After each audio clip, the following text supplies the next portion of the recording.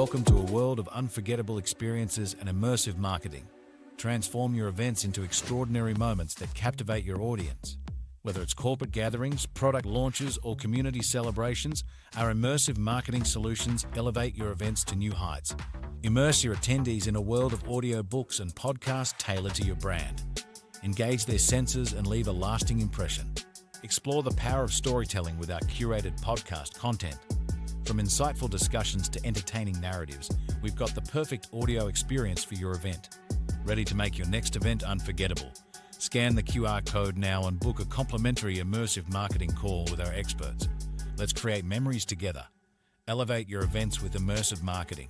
Scan the code and let the magic begin. Hey guys, welcome to another episode of the Pain Point Podcast. I'm your host, Nicole Borghi. I've got a great guest for you today, Roberto. Roberto, tell our guests a little bit about yourself and what you do. Sure. Thank you for having me on your show, first of all. And yes, I am an IT expert specialized in decentralization. I've been working in IT since I have memory, and I'm Italian. I've been living abroad though for the most part of my life. So I am in Southeast Asia at the moment. I do business from Singapore, but I serve clients worldwide. So I jump in an airplane and fly to do in-person meeting. Now that the pandemic is over, we can do these things again, but also remotely. And I guide the companies to set up and have services that are decentralized. So shifting toward this tendency that we have in the digital era that we are living in this moment. There is people that follow when somebody else start leading and people that want to lead and be there at the early days. So I help company through consulting and help through the implementation to do this shift or to start a new service parallel to the one they already have, but they are served through a decentralized platform, which I can explain exactly what it means with these difficult technical words. Thank you for that. And it seems a little bit scary these days, but with technology and the movement of everything that's going on in this world, we really have to get ahead of the game and start saying, hey, let's embrace what's coming to us. Let's embrace the way that things are going. And how do we do this? We just learn about it. So it's not so scary. We try it. If it doesn't work, we find somebody that's more of an expert like yourself. And how would you find that? Because obviously it's something that a lot of this with crypto and exchanges and NFTs and all those great big words, it's really finding out how those systems and your services can bring solutions. And that way it's not as scary as it was once thought, because here it is. And now we just accept it. When people are willing to accept that and move forward, when they reach out to you, what type of services do you provide for them? Yes, first of all, it's true that many people arrive to me when they already failed in another attempt. So either they tried internally to do something or they went through some software house that claim to be knowledge in the centralized system, but they're not. And it's like a clinic to fix broken things sometimes. And there are others that actually arrive to explore. So they start from zero. Probably they have more attention in how to do. What I do is mostly consulting. Is a bigger part, initial part is to understand the client business model. I want the client to understand what this new technology allow them to do. And together we can come out with a set of very important solutions that make sense for the technology, because there is being all this trend to just try to put the term blockchain inside something just because it's a good marketing term, and which is also an option, but at least do something collateral. Don't touch your core business if the technology make it worse. It's important to do something that the technology support properly and is good for the business. And this is exactly what I do. And we decide which is the correct integration, which is the correct user interface to implement, so how people will use this service, and so on and so forth. And then we can help to create a team if they don't have it, and then go ahead with implementation of the project. This is what I help clients to achieve practically. Yes. That's great because everybody today is an expert. Everybody's a CEO of themselves, right? And so it's a lot to ask people to take accountability for themselves and what they're doing. But we really have to understand that, hey, you know what? A good leader delegates. So if I don't know, I want to find the person that knows what they're doing and how to do it because I have no idea. I just throw these words together and I play with it a little bit and try to maybe make an investment here or there. It's not something large because I really don't understand it. So I don't want to fall flat on my face, but I want to give it a try and not be scared of it. When people are ready for your services and they don't quite know that, do you go through some type of assessment with them to say, here's what I think our plan should be moving forward? And what would they contact you for to say, hey, where would they be maybe in business that they would come to you? Is there a special time in their business they should come to you, or just at any time to implement these strategies into the business? Yeah, to answer this question, I want to illustrate a couple of things. How some company invest in R&D, do explore how the evolution of their industry goes, and those that sit stationary on what they have until it finish working. There are several analogies I can do. For example, a long time ago, I had a client that had a photography studio, and when digital camera came out, he understood that he had to shift, he had to pivot the kind of service they had to give to his clients. He has to favor people that come in with a digital camera, help them to have a good printing or fix pictures or do photoshopping of things. And he invested in both technology and learning on how to do these things. All the other photography shop had this big Kodak machine where you put the roll inside, automatically spit out the printout of the pictures. And eventually, exactly, Blockbuster, right? The movie rental company, they went out of Right. business because they didn't understood the change that was coming.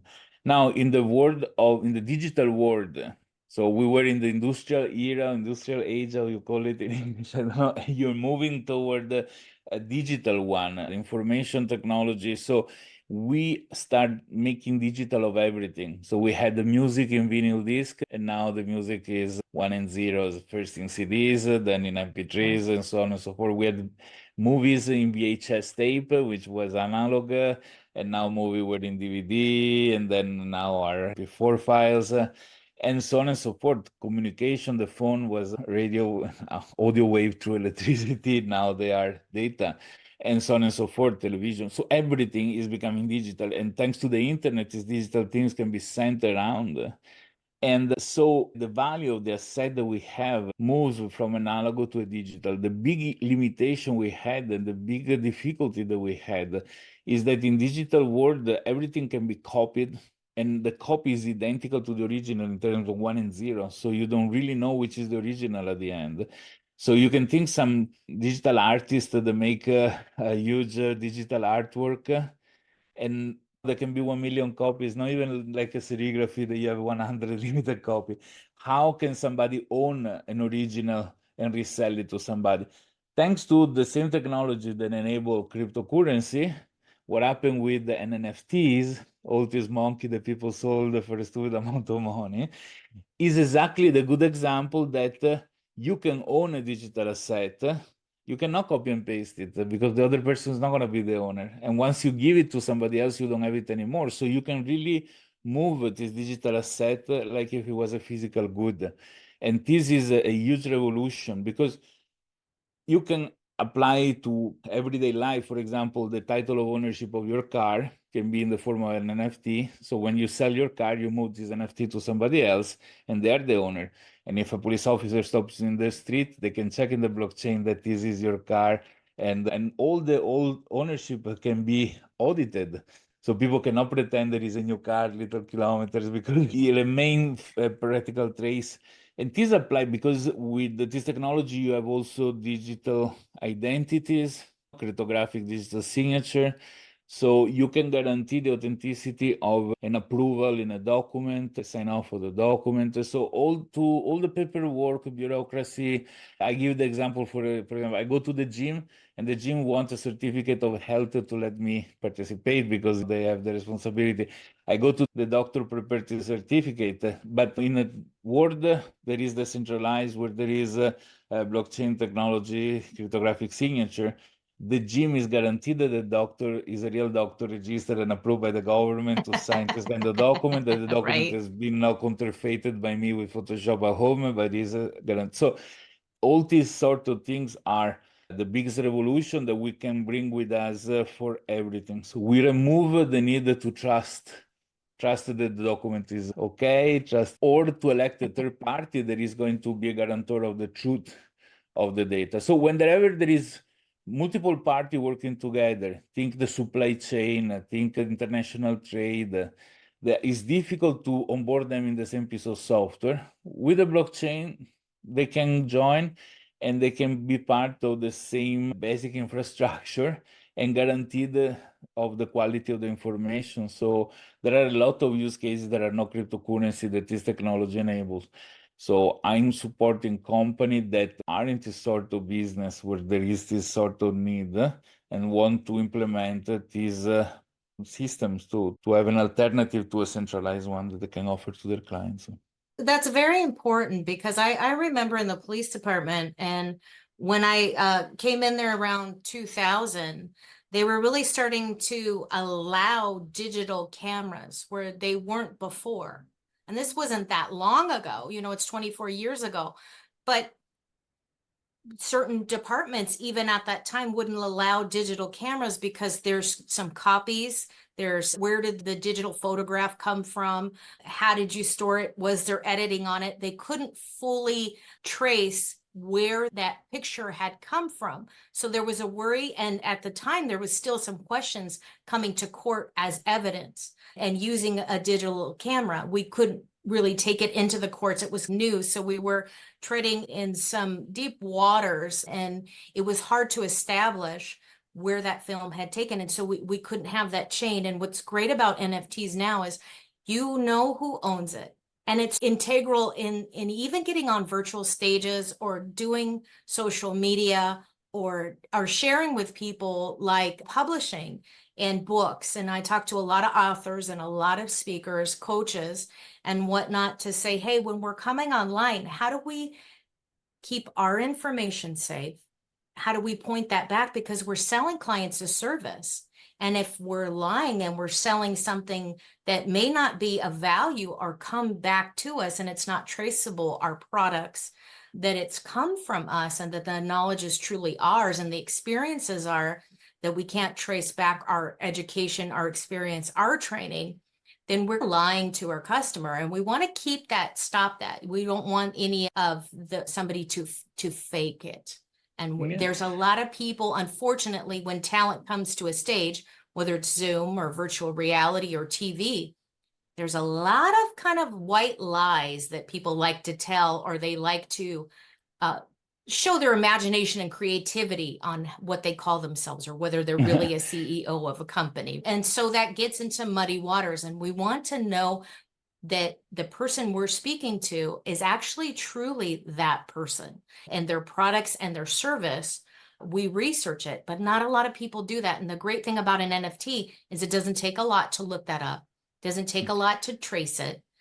You don't have to go through all this paperwork, and research takes time and people aren't willing to do that. But if there's an NFT, it's traceable. And now even looking at contracts these days, when we have contracts with businesses and large companies starting to negotiate multi-million-dollar projects, we want part of one of the companies that I work with is starting to look at NFTs for the contract. So we can say, hey, this is the contract between us, our company, and your company, to just basically say that we are working together and no one else can claim that. No one else can claim the commission. No one else can claim a bonus. No one else can claim a fee and say, hey, I'm part of this company. If your name isn't on the document or the NFT, then that contract has nothing to do with you. So it helps with legalities, any confusion in the future, types of refunds. There's all kinds of business practices that will become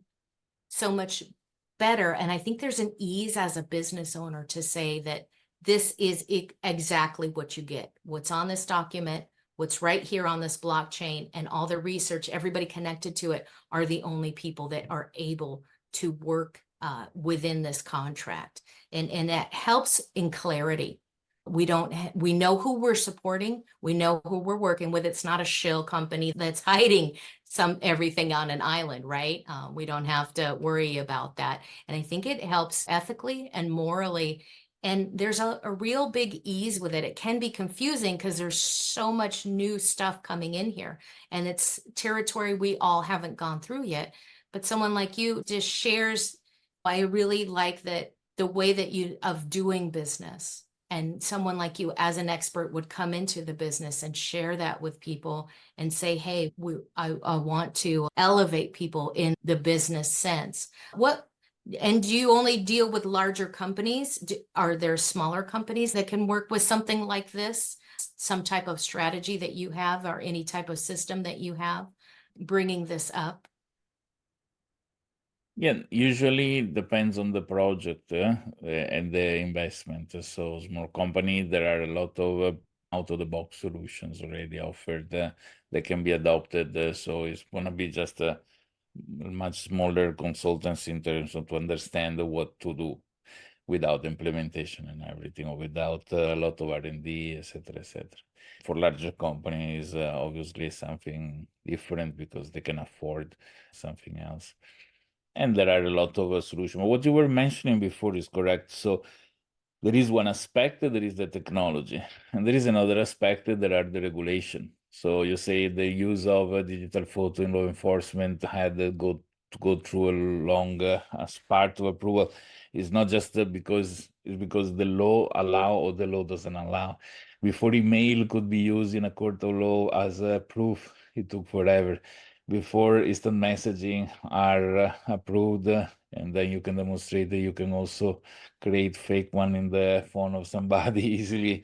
There are a long set of steps. That's why in 2024, some banks still require you to send a fax with some information, even though maybe many people don't even know what a fax is, because by law, by regulation, that remains the authenticity of the handwriting. So there are a lot of aspects. So regulators are much slower than the advancement of technology.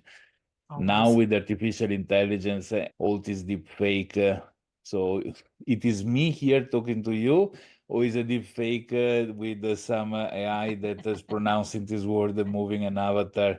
Because we are not going to know. You cannot trust what you see anymore. And that's where cryptographic identity and signature are very important, because allow somebody to authenticate above what visually we see, but mathematically, that yes, what you're looking at is me. If I'm saying this thing, I can sign it. I can sign this video, this communication. So it is not somebody pretending to be me. And this is going to be applied in phone calls, because the voice of people can be falsified just with like less than 30 seconds of their voice fingerprint. So there are a lot of scams that happen as of today. The people receive the call from their daughter or something. I am in trouble, I need some money, send it immediately. And their voice is their voice. And maybe you can even see video call, a little bit of moving video. The person receiving the call is an older elderly person that is now really tech savvy to identify a fake. But soon those fakes will be perfectly like the original. So there will be not possibility for a human to recognize something is fake, unless you agree with people to tell me the secret word that maybe the scammer doesn't know. And that the most, unless you agree with secret word with everybody, but the use of what it was the PGP in the email, the pretty good cryptography for the signature, to authenticate an email is arriving from the person that you want and not being messed up in some mail server on the way there. Right. Is what we're going to use in instant messaging, video calls. So you know that the guests are them. They're not people pretending to be them or fakes, which we need to do in that shift. And this all supported by decentralization platform like blockchain that allow people to verify other people's signatures or claims because they're stored in a database that is reachable by everybody and cryptographically secure. So that's an important evolution. It's not an evolution that we need to push, it's going to happen anyway. So it's moving in that direction. Question is who want to surf the wave, who want to lead, who's gonna follow. This is the difference. So I'm helping the leaders, the company that want to lead, the people that have a project that are leading this change, and then I support them. That's it. I really I like that because you're here working with people who want the technology, who want to be part of this evolution in our life, and who are embracing it. And that's so great. I really in business to say when I'm talking to clients, hey, if your clients don't want it, they don't want to buy it from you, that's their choice. But the other thing is maybe the product or service that you're selling isn't something for that market. And so if you're pushing against it and pushing a rock uphill, you're not going to get very far. You're struggling more and more with it. And it's really finding those people or those groups of people that want to support you, be your tribe, be contributors with you, and network. So really getting to know people, that's the importance of it. And someone who has had this experience since you were young in technology or video games and whatnot, you know that this is moving forward. You know that we are here in this time now and that the education is there. And I really appreciate you coming on here and sharing this with the audience to say this is another integral part of the evolution of what is coming on with technology. But the other thing that you have pointed out many times, which is so important, really, is to say we have to understand if the laws aren't there, that we have to be careful. We have to be safe. We have to recognize that there are safety precautions we have to take. And that if we don't hire someone like you, the expert, then we have to be able to do our research and take steps of safety and not just run into and try things out, just go crazy with investing or getting online or virtual reality or anything like NFTs. If you're investing large groups of chunks of money, that you may be just doing more of a Ponzi scheme, right? What was that token? Was it FBX or whatever that went under, and they were misleading people. And then everybody got scared and nobody wanted to invest or be part of it. And now it's a scary thing. But it's talking to people like yourself to learn, okay, are you truly credible? Do you have that experience? Where did you come from? I have to say that any emerging, not only technology, but aero business that is not yet regulated gives space to a lot of criminal, because that's what they are at the beginning to the end, that they scam people. So a lot of people jump into something. Look, with real estate, it has happened a lot as well. Investment in funds to build things that disappeared. Wherever there is an opportunity, there will be somebody taking advantage of it. Unfortunately, in this new world of decentralized things, mostly with cryptocurrencies where the money are involved, there has been plenty of people taking advantage, plenty of people throwing money without thinking, plenty of scams. And this has ruined also a little bit the reputation of the technology, which is just a piece of technology. You can do good and bad with, look at atomic central power to make power with atomic energy and do an atomic bomb. Technology has both sides of things. So nuclear power, sorry, or atomic bomb are based on the same principle. Anyways, the idea that there is a piece of technology that had this bubble of a lot of hype for the worst reasons, now is getting, now that everybody is paying attention to artificial intelligence on the other side, at least the people start adopting the technology for real, not just because of the hype or just to have the name blockchain in their things, but because they understand that there are certain kind of services that cannot be implemented with any other system, but just with this one.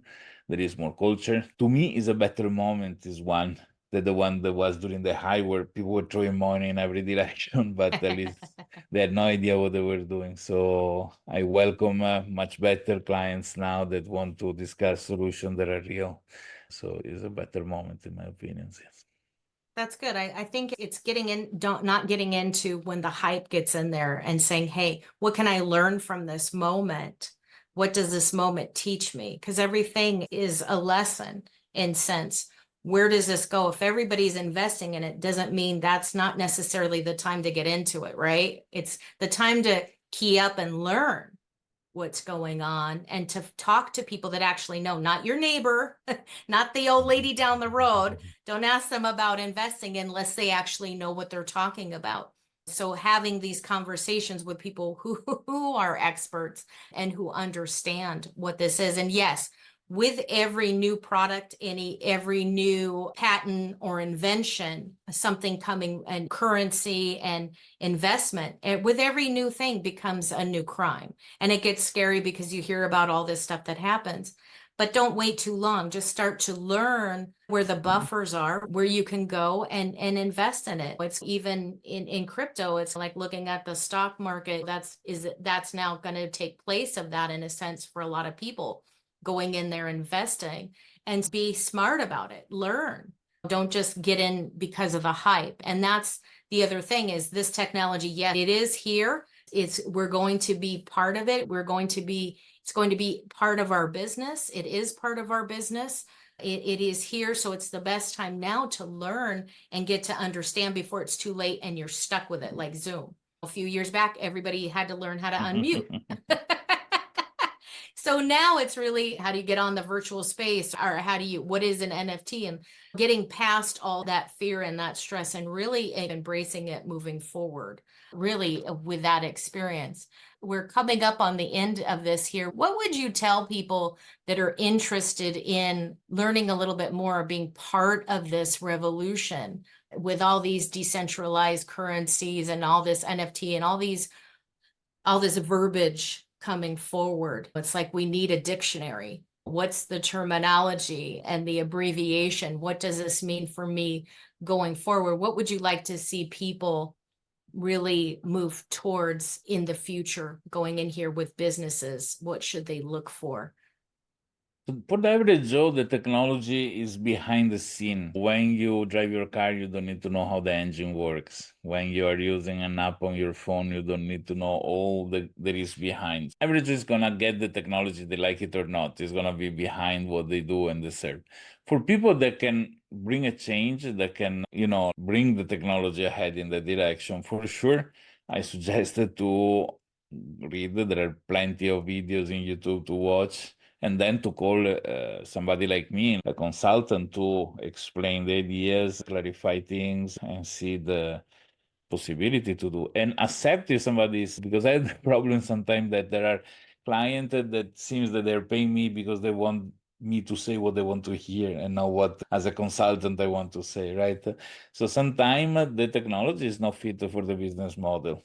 So it's just a matter of accepting that things cannot be used, can do something else maybe. And this is something that is important, not to try to push the technology. You don't need to find the problem because you have a solution in hand. Like, it's important, the solution not fit to the problem correctly. So that's an important thing. Thank you for saying that, because you don't have to know how the whole thing works, and that's very important.